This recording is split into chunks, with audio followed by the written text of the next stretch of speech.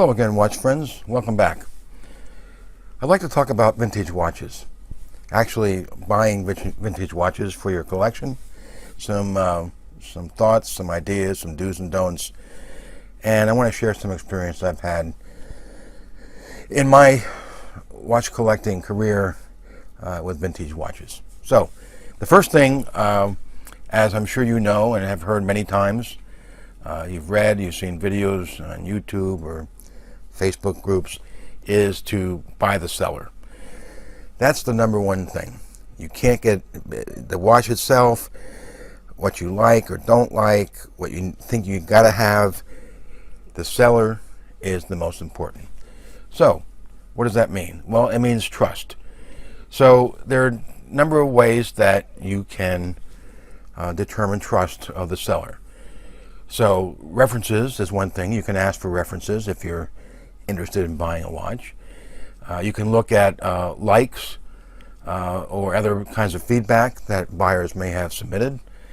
You can check the return policy of the person selling the watch.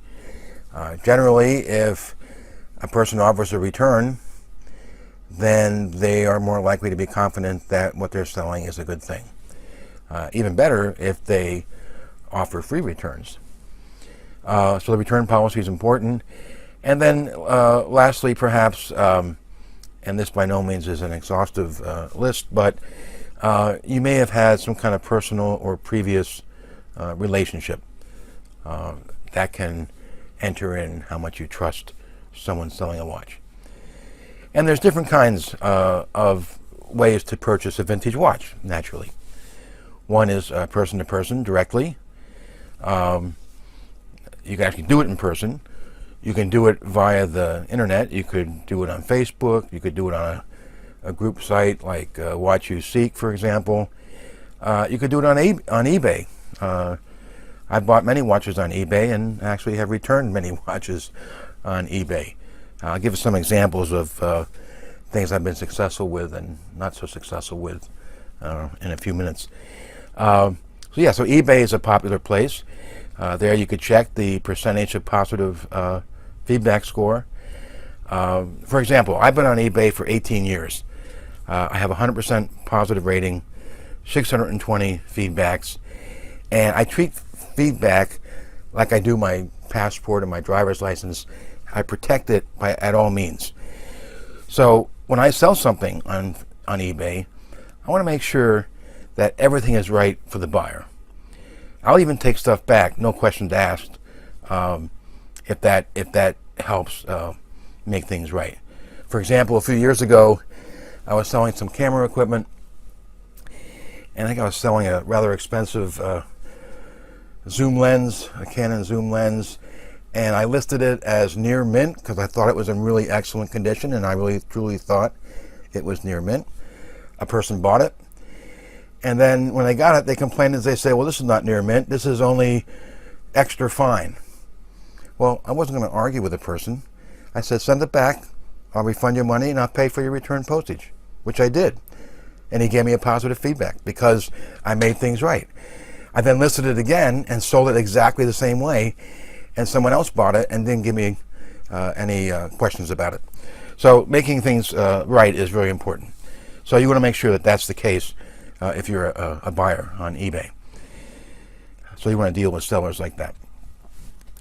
Also, you can go to major websites to buy a vintage watch. There's quite a lot of them.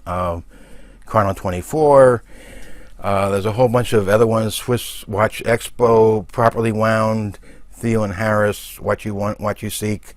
Some specific individuals like Hub City Vintage, and there's other online stores. You could buy through a authorized dealer, either in person or on the web. They're probably more likely to be honest, but you still need to do your due diligence. And then paying. How do you pay for a watch? Well, if you're buying online, PayPal is a great example. You can either use regular PayPal or they may request friends and family. Friends and family avoids the 3% fee that the seller has to pay to PayPal, but from the buyer's point of view, you don't get the PayPal protection. So if that's important, or you're a little bit leery about the seller, well, if you're leery about the seller, I wouldn't buy the watch in the first place. But you can work that out. Sometimes people who sell items on the web will say PayPal plus 3%. In other words, you'll still get the protection, but they want the buyer to pay that 3% fee. Kind of like credit cards. Some small places that sell things, small dealers or independent individuals, if they take credit cards, they may add a fee to that because they got to pay that fee to the credit card company. So PayPal is a popular way to pay. Use a credit card. You can use bank wire. I looked into this, and my credit union, of which I belong to for the last 25 years, they charge, I think it is $45 for each bank wire. Well, you have to dial that into the equation in terms of the price that you're paying for the item. That's rather expensive. Or you could pay cash. I would generally frown on paying cash, even in person. If I was to meet someone in person and buying a watch, I would most likely want to do that through PayPal or with a credit card. Well, the person probably wouldn't take a credit card, but at least PayPal, I'd have a record of it, and I'd have something to fall back on, some kind of protection. What about the watch itself? Well, you want to see as many pictures as possible, especially close-ups. You want to see the movement. I never buy a vintage piece without seeing the movement. Well, I did once, and I'll give you an example, and I got burned. But you want to see the movement. If the seller doesn't have a movement picture or makes excuses, move on. Because the movement obviously is the heart of the watch, and you want the movement to be accurate. You want it to match the watch that you think you're buying, and you want it to be in good condition. You also want more details. So the time for asking questions is before you pay for the item, for the watch. For example, you want to ask about, well, when was the watch last serviced, or how is it running? Well, when you ask the question, how is it running, and they say, oh, it runs great, only loses a minute or two a day, well, that's a red flag right there. When I sell watches, I try and include a picture of my time grapher with the watch, and I'm honest about what the accuracy of the watch is. By the same token, when you buy a watch, you should expect that as well. So you want to ask questions up front. You want to ask about shipping, return policy, the last service that it had, like I mentioned. Obviously, the higher the price, the more careful you should be. So, in summary, you want to do your research first. You want to go out and check prices of the item that you're looking for. And any of these websites are just as good places to check current prices. See what people are paying for a particular watch that you'd like to get, or that you've seen that is available and that you want. You want to check the forums and websites to see if there are any problems or issues with a particular brand, or a model, or even a movement. And finally, maybe by the time your research is done, you'll no longer be interested in that particular watch, or you might find something else you want more, or you're more drawn to. So you shouldn't be in a hurry. Granted, you might miss out on something here and there, but it's very, very important to do your due diligence up front before you buy that vintage watch. So vintage watch collecting can be a lot of fun, but it is challenging, and you need to be cautious. The last thing I want to mention is you want to think about your collecting goals. So are you specializing in a certain brand or a certain style, like dress watches or divers? Are you specializing in a certain era or some other type of specialty?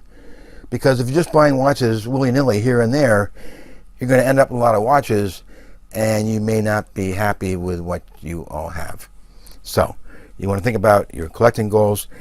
And then finally, resale value. I don't think resale value should be part of the equation when you're trying to determine to buy a vintage watch. Sure, it might be the case where things might appreciate, but for most collectors, it shouldn't be a consideration. If you think you're going to make money buying and selling watches, you're probably going to be wrong 99% of the time. Could happen, but it's probably rare. And flipping watches, in other words, buying a watch just in order to maybe sell it quickly, you're not going to make money doing that. And that shouldn't be your goal. So let me talk to you about a few of the watches, a few examples that I have that we've been looking at. So I'd say that in my experience that I've pretty much had good luck buying vintage watches, and I've generally done my due diligence. Sometimes I've not done as much as I should. Sometimes I gotten lucky, sometimes I gotten burned. So for example, this first one, which is Black Bay Blue, the Tudor Black Bay Blue. This is the one with the 28-24 edit movement. I just put the new Havison strap, NATO strap on last night. I bought this watch from an authorized dealer on the web. Got a good price and have been happy with it ever since. Bought it about a year ago. So that was a success story. This Seiko dress watch, very, very nice. The Seiko Sportsmatic Deluxe. You can see it's really in very nice condition. It's got a few scars from being used. It's got that Seiko bracelet.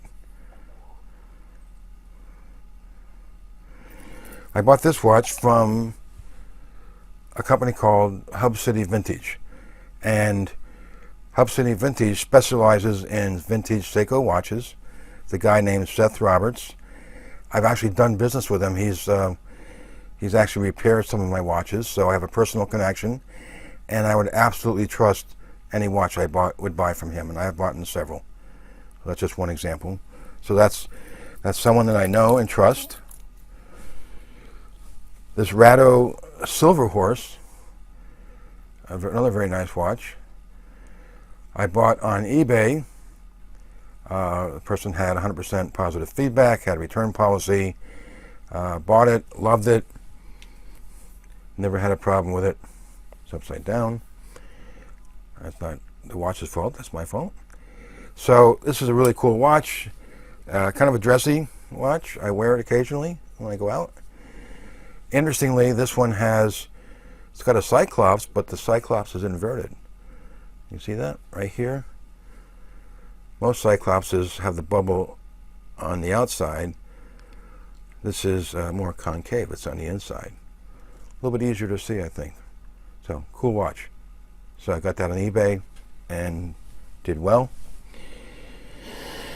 And then there's one that's sort of made out okay. This one is a vintage Omega Seamaster.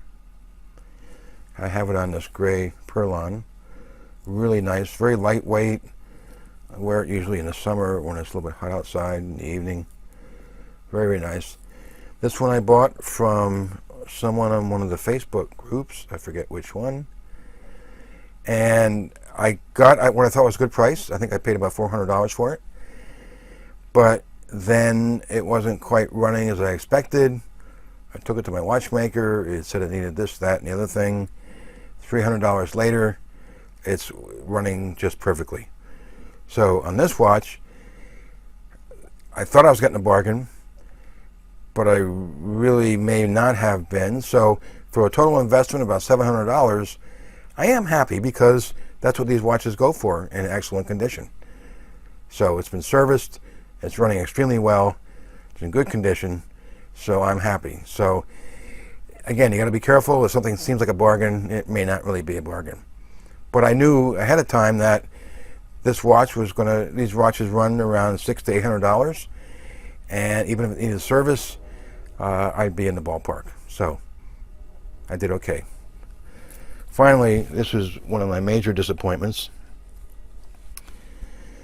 This is an Eterna, and I believe it's from the late 40s. Beautiful watch. Just really nice condition. Got a little inscription on the back. I don't know if who that individual was or is. So I bought this watch off of eBay. It wasn't keeping good time, And I was thinking, well, there's something wrong with this. So I took it to a watchmaker, someone I trust, and he said, your problem is that the rotor is missing. So even though this thing was billed as an automatic watch, there was no rotor, so it couldn't work. So he turned it into a manual winding watch, and it works just fine that way. So this took place over the course of maybe a month or two. When I went back to the eBay seller and said, hey, you know, that automatic turner that you sold me isn't really an automatic, he said, well, what do you want me to do about it? Great response, huh? So he got some negative feedback from me. But I'm happy with this because it's a beautiful watch, very dressy, and I like it. So those are some examples of watches that I've experienced. Just a few of my vintage collection, but I just wanted to share some thoughts with you about vintage watches. So thanks for watching. I hope you enjoyed it.